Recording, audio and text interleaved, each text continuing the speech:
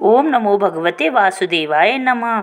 आज आपको ऐसे भक्ति की कथा सुनाते हैं जिनके साथ भगवान जी स्वयं बात किया करते थे। भक्त सिहारी जी बड़े ही नामिष्ट संत थे और सदा नाम संकीर्तन करते रहते।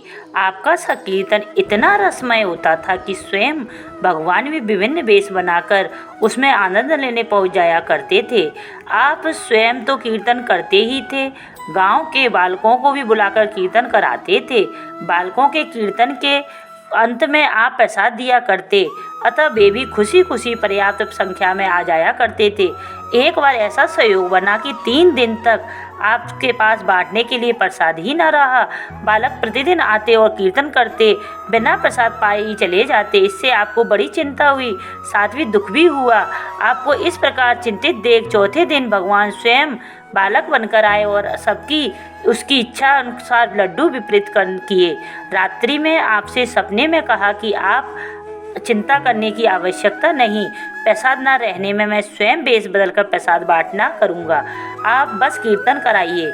अब भगवान प्रतिदिन वेश बदलकर आपके कीर्तन में सम्मिलित होने लगे।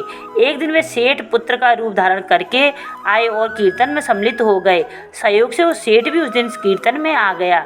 इससे पुत्र का रूप धारण भगवान आए थे। सेठ ने अपने पुत्र के रूप में भगवान को देखा तो चकित रह गया, क्योंकि वे तो अपने पुत्र को घर पर छोड़कर आए थे और वे जल्दी जल्दी अपने घर गए। वहाँ पुत्र को बैठा देखा। सेठ जी ने सोचा मेरी आंखें धोखा हुआ होगा।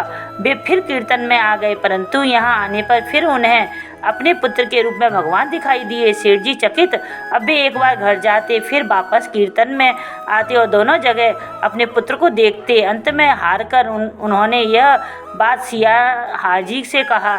इस पर आपने कहा, सेठ जी अब आप जाकर अपने पुत्र को यहीं ले आइए। जब सेठ जी घर में अपने पुत्र को लेकर आए तो भगवान अंतर ध्यान हो गए। यह देखकर आप समझ गए कि सेठ जी पुत्र के रूप में स्वयं श्री भगवान पधारे हैं।